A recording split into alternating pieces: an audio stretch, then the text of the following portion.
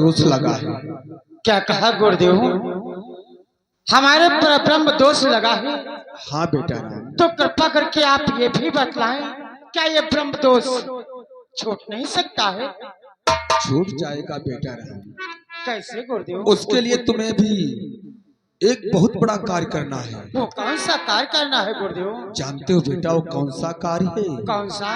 कि रच जाए यज्ञ यदि यश मेघी तो सारी बाधा जाए।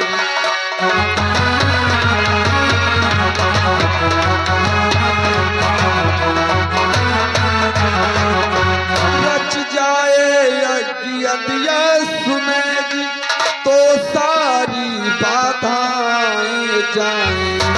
फिर श्याम घटाए आ जाए, फिर श्याम घटाए आ जाए।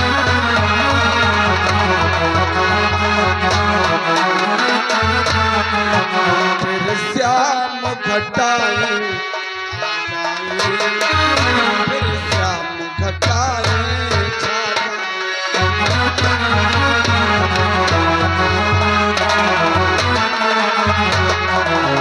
बेटा राम, यदि अपने सर से वो ब्रह्म दोष हटाना चाहते हो तो एक विशाल यश में यज्ञ करो और जो तुम्हारे ऊपर ब्रह्म दोष लगा है ये छूट जाए। जैसी आज्ञा हो गुरुदेव, हम आपके आदेश का पालन करेंगे। भाई भरत, देखो गुरुवर के आदेशानुसार हम अश्वमेध यज्ञ करवाना चाहते हैं, इसलिए तत्काल यज्ञ में जितने लगने वाली सामग्रियां हैं तत्काल उपस्थित करो। शत्रुधन, तुम तत्काल यश को यज्ञशाला में लेकर पहुंचो। चलो गुरुदेव।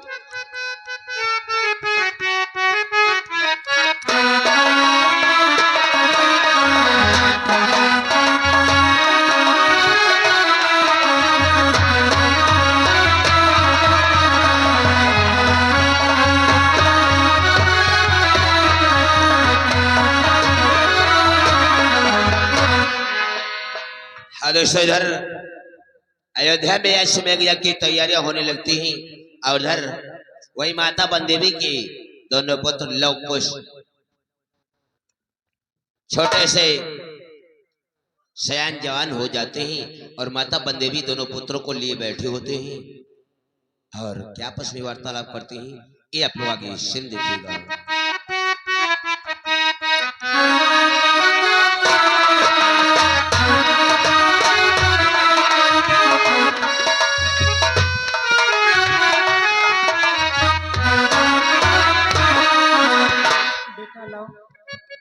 कहिए माता श्री, क्या कहना चाहती हैं? अब आप लोग सयाने हो चुके हैं, इसलिए अपने गुरु जी के पास जाएं, अच्छी अच्छी शिक्षाएं, अच्छी अच्छी विद्याएं को प्राप्त करें। वो कैसी विद्या है माता श्री? जैसे क्यों, धनुष चलाना, बीड़ा बजाना, एक तारा बजाना, इस प्रकार की तुम्हें अनेक प्रकार की शिक्षाएं और विद्याएं का ज्ञान देंगे। जैसे क्या माता श्री, आज की आज्ञा का पालन करूंगा। मेरा प्रणाम स्वीकार। जाओ बेटा, जाओ मेरे जीवन धनी,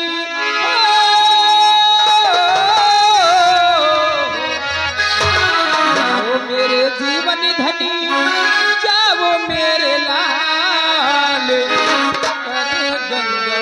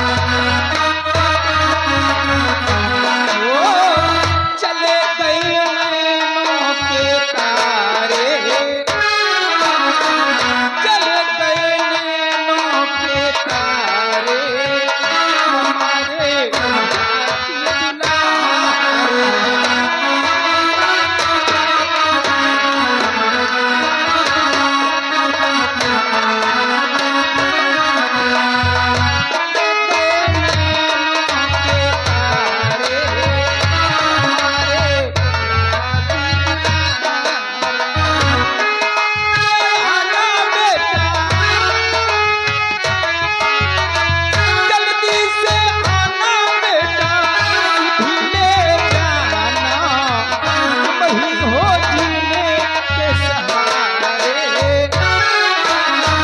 तुम ही हो जीने के सहारे हमारे।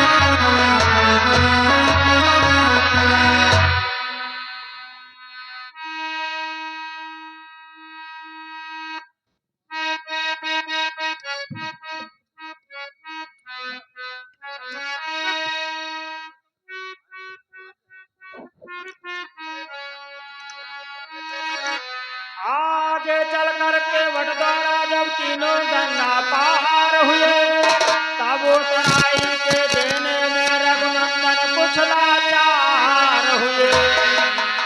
आयुष्मान भूपुत्र आओ आसन ग्रहण।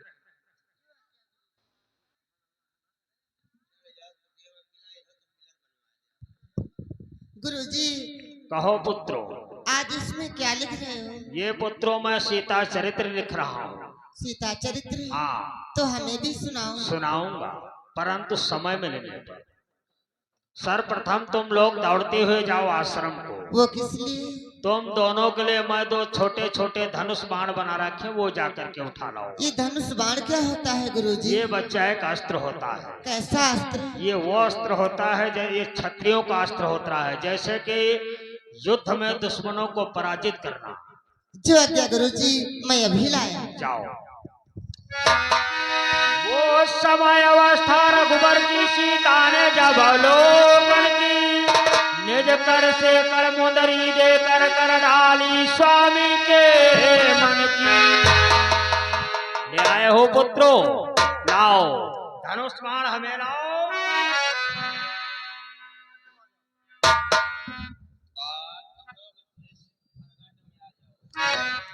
देखो पुत्रो, धनुष को बाएं कर से पकड़ा जाएगा। इस तरह पकड़ो धनुष को, बाएं कर से इस तरह पकड़ो। हाँ, चाप को इधर अपनी तरफ करो। धनुष को बाएं कर से पकड़ करके दाहिने हाथ से बाण चढ़ाएगा। देखो इधर, इस तरह चढ़ाया जाएगा।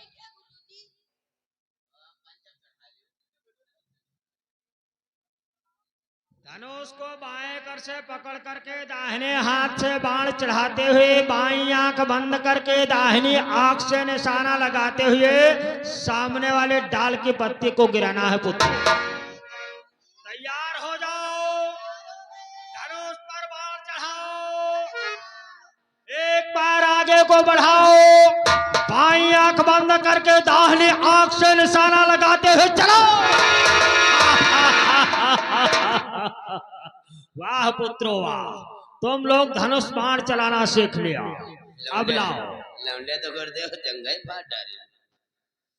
धनुष बाण मुझे लाओ, दौड़ते हुए जाओ आश्रम को। वो किस लिए गुरुजी? तुम दोनों के लिए मैं दो छोटे छोटे बेड़ाए बना रखे, वो जाकर के उठा लाओ। ये बीड़ा क्या चीज होती है ये गुरुजी? एक बाजा होता है पुत्रो। ये कैसा बाजा होता ये है? वो बाजा होता है जिसकी धुन को सुन करके अपना हृदय व मन प्रफुल्लित हो जाता है। मैं अभी लाया गुरुजी।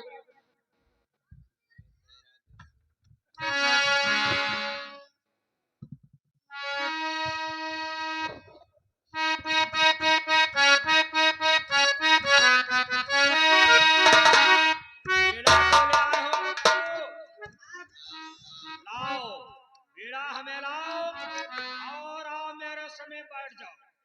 देख ले कर दो लौंडे तो उनके सब नेटाई बैठ ढील कर दे। लो पकड़ो बीड़ा को। ये किस तरह पकड़े हो? कैसे पकड़ा जाएगा? जाके इनको पकड़ना सिखाओ।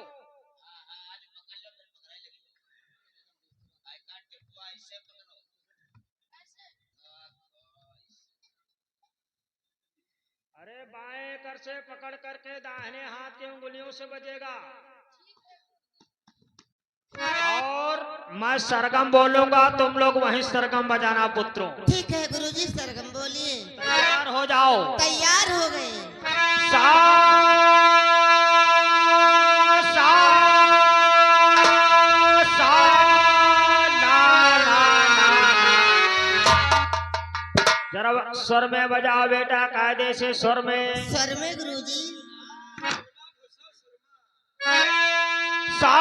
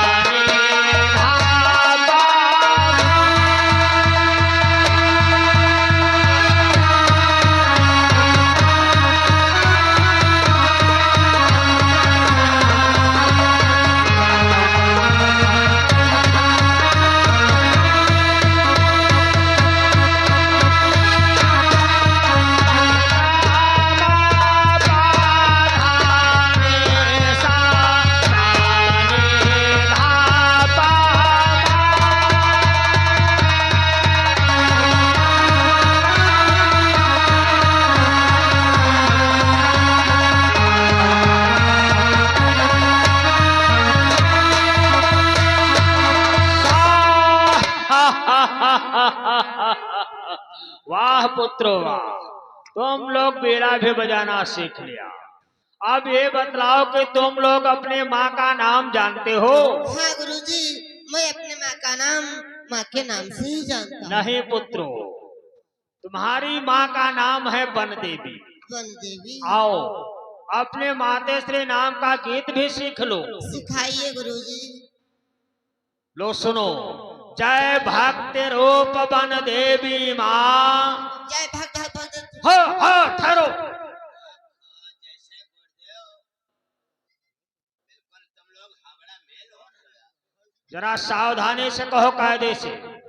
ठीक है गुरुजी। जय भक्त रूप वन देवी माँ। जय भक्ति रूप वन देवी माँ। जय शक्ति रूप वन देवी माँ। जय शक्ति रूप वन देवी माँ। जय वीर हृदय के तंत्री माँ। जय वीर हृदय की तंत्री माँ। जय भक्त रूप वन देवी माँ। जय भक्ति रूप वन देवी माँ।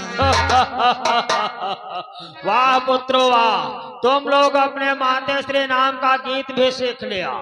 अब जब कभी बीड़े को बजाना तो यही अपने मातेश्री नाम का गीत गा करके बीड़ा को बजाना पुत्रो। जो आज्ञा गुरुजी। अब आओ सावधानी से बैठ करके सीता चरित्र सुनो। सुनाइए गुरुजी। लेकिन एक बात है पुत्रो। वो कौन सी? धूप तो बहुत कड़ी होने लगी है,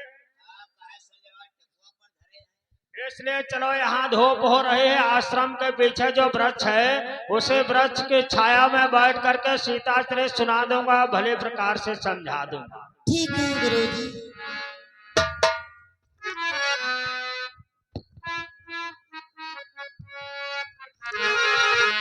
कि गुरुवर तुम्हारे प्यार में, कि गुरुवर तुम्हारे प्यार ने हरि जीना सिखा दिया।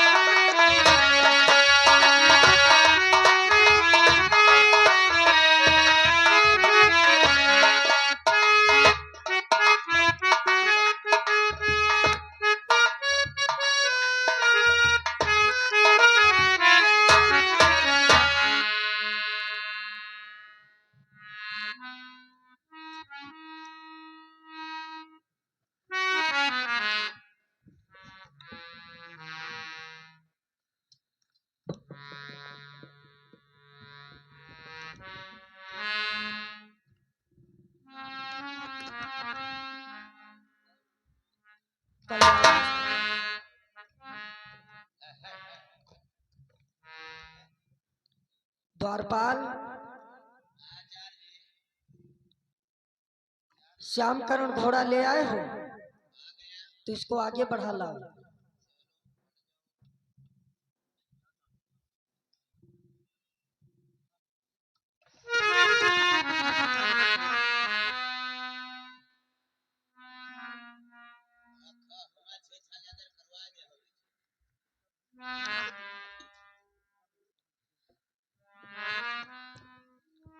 बेटा राम, आचार्य जी महाराज, सभी लोग आचमन कर लिया है तो पैती धारण करो।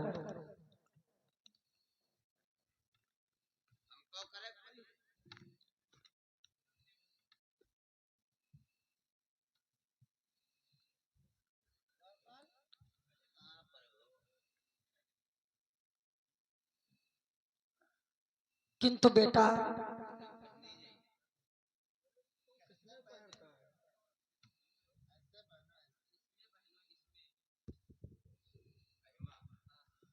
सभी लोग अपने गुरु महाराज का ध्यान करो और यज्ञ में आहुति डालो। ओम गजाननम भूतगणाधि सेवितम कपितजम्बो फलचार भक्षणम मासुतम शोक विनाशकार क्रम नमामि विघ्नेश्वर पाद पंचम स्वाहा। किंतु पुत्र, यज्ञ होने में कुछ बाधाएं दिख रही हैं बेटा। कैसी बाधाएं आचार्य जी?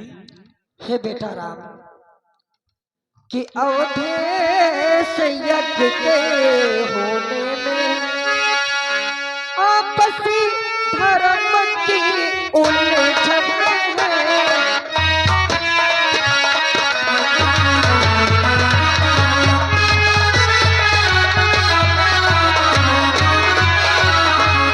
अवधेश यज्ञ के होने में आपसी धर्म की उलझन है। पत्नी बिन यज्ञ अधूरी है, शास्त्रों में ऐसा वर्णन है।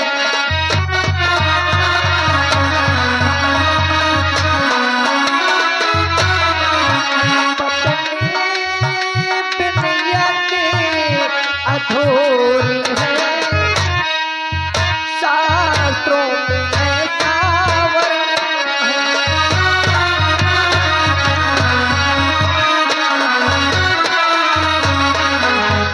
बेटा राम, पत्नी के बिना यज्ञ संपूर्ण नहीं हो पाएगी, इसलिए मेरी मानो तो कि जीवित हो यदि जान की कहीं, कि जीवित हो यदि जान की कहीं, तो उनको बुला लिया जाए।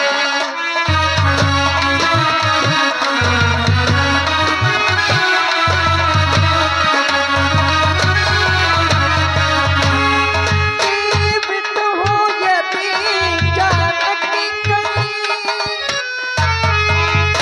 तो उनको बुला लिया जाए।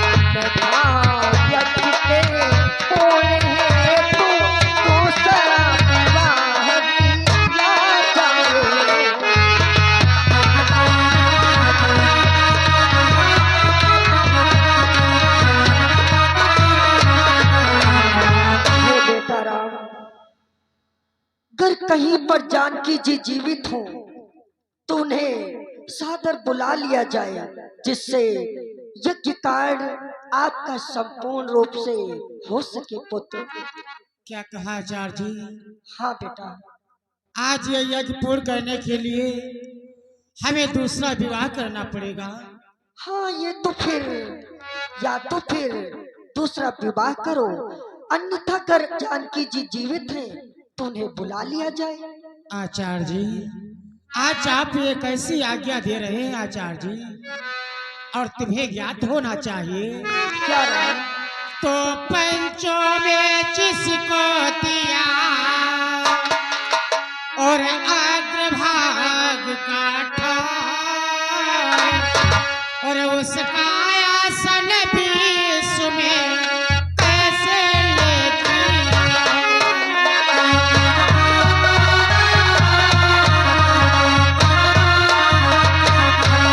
उसका आसन बीच में कैसे लेती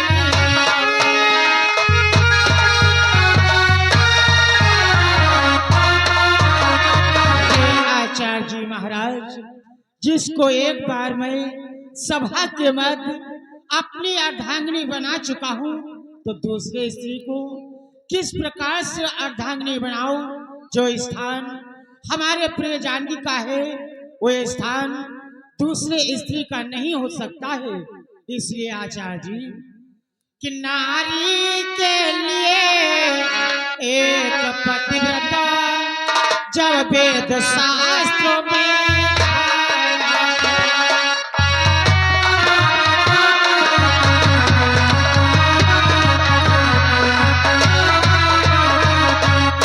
नारी के लिए एक पतिव्रता जब वेद शास्त्र में गाया तो पुरुषों के लिए को नारी व्रत गुरुजन में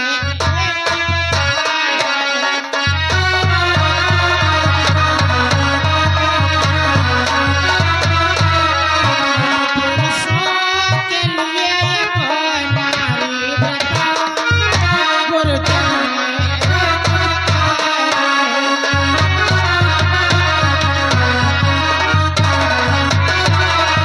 आचार्य जी महाराज, वेद शास्त्रों में बतलाया गया है नारी के लिए एक पुरुष होना चाहिए, तो पुरुष को भी चाहिए एक पतिव्रत वाला होना चाहिए। इसलिए हम दूसरा विवाह नहीं करना चाहते हैं।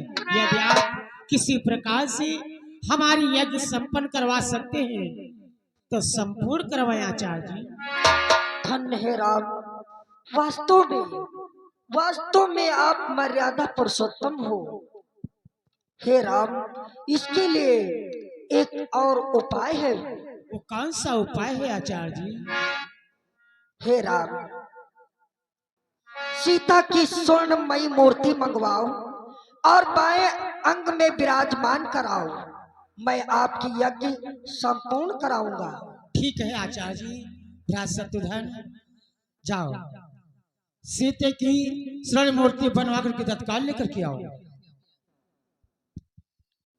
तब तक सभी लोग यज्ञ के कार्यों को आगे बढ़ाते हुए और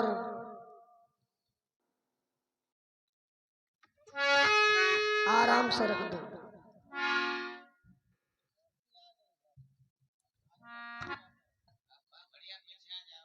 सभी लोग मंत्र उच्चारण करते हुए और आहुति प्रदान करो। गुरुर् ब्रह्मा गुरुर्विष्णु गुरुर्देवो महेश्वरा गुरुर् साक्षात् परब्रह्म तस्मै श्री गुरुवे नमः स्वाहा। कर्पूर गौरम करुणावतारम संसार सारम भुजगेंद्रहारम सदा वसंतम हृदयारविंदे भवम भवानी सहितम नमामि स्वाहा। नीलांभुश्यामं कोमलांगम सीता समारोपितवाम भागम पाणो महासायक चार चापम नमामि रामं विघ्न रघुनम सनाथम स्वाहा। बेटा राम, आपकी यज्ञ पूर्ण हुई। इसमें जो निष्कर्ष निकला है वो एक चुनौती के माध्यम से है। वो कौन सा निष्कर्ष निकला है आचार्य जी? हे द्वारपाल, जाओ एक पत्र और एक कलम लेकर के आओ।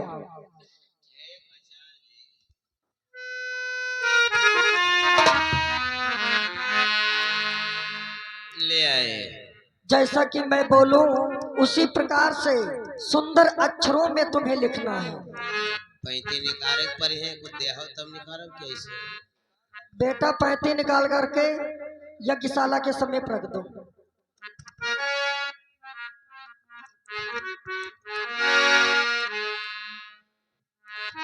लिखने के लिए प्रारंभ हो जाओ बेटा। बोलो आचार्य जी। कि जो इस घोड़े को पकड़ेगा राघव से रण कर ना होगा।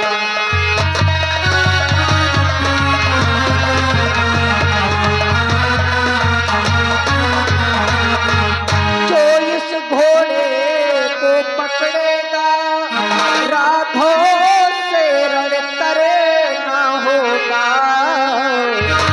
यह भली प्रकार समझ मन में वो बिना मौत मरना होगा।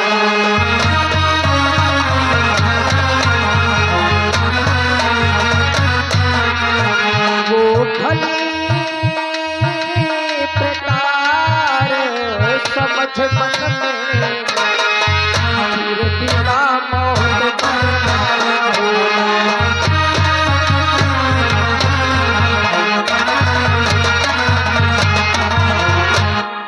पत्र लिख लिया बेटा? हाँ लिख गया। इसको घोड़े के मस्तक पर बांध दो ताकि सामने वाले व्यक्ति को अच्छी प्रकार से दिखाई पड़े, जैसे कि साइन बोर्ड होता है।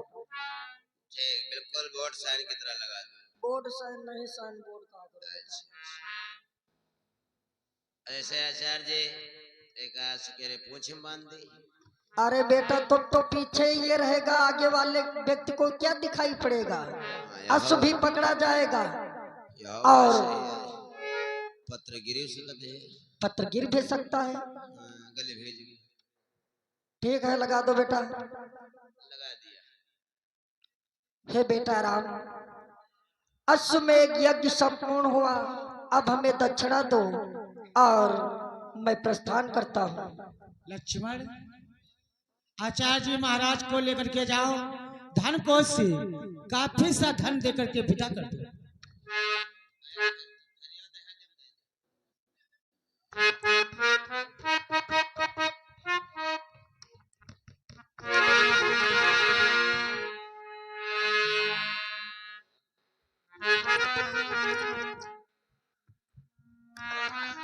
शत्रुघ्न, कहो भैया, आप हमसे क्या कहना चाहते हो? आज हम तुम्हारे लिए कार्य सौंपना चाहते हैं। वो कौन सा कार्य है भैया जो आप हमारे लिए सौंपना चाहते हो? आज तुम्हें इस अश्व को लेकर के चारों दिशाओं में भ्रमण करना है। अगर कोई भी योद्धा वीर इसे पकड़ता है तो पहले उसे समझाओ, यह समझाने से ना माने तो उसे युद्ध करके पराजित करके अपने अधीन में रखो। जो आज्ञा भैया, मैं आपकी आज्ञा का पालन करूंगा। इस अश्व को ले जा करके इस पृथ्वी पर भ्रमण कराऊंगा। जो भी राजा राजकुमार इस अश्व को पकड़ेगा मैं उसे समझाऊंगा। अगर समझाने से नहीं मानेगा तो मैं उससे युद्ध करूंगा।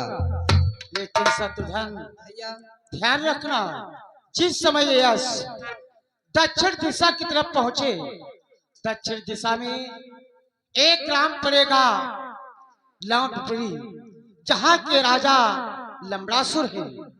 मैंने इस संसार के मत हर एक निशाचरों का संहार कर दिया है। शेष बचा है वो लंबड़ासुर। उसने अपने हुए पूर्वक महान धाता का संहार दुष्ट लंबड़ासुर ने किया था। उसका प्रतिशोध तुम्हें लंबड़ासुर से चुकाना है। जो आज्ञा भैया। लेकिन सावधान, वो ऐसे मारा नहीं जा सकता। फिर वो कैसे मारा जा सकता है भैया? क्योंकि शत्रुघ्न भैया, लंबड़ासुर भगवान भोलेनाथ का उपासक है। उसने भगवान भोलेनाथ से अनेकों शक्तियां प्रदान किया है और उसके पास जब तक अमोक्षर त्रिशूल रहता है तब तक उसका कोई संहार नहीं कर सकता है। लेकिन सावधान, जिस समय वो शिकार करने के लिए निकलता है उस समय वो त्रिशूल अपने हाथ में नहीं रखता है, बस वही क्षण होगा उसे संहारने का। ये ले जाओ अमोक्षर, जिससे उसका संहार हो सकेगा।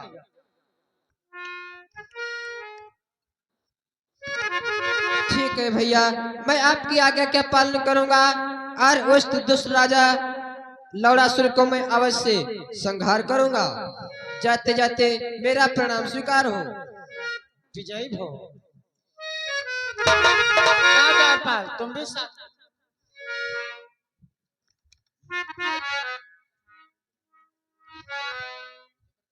चलो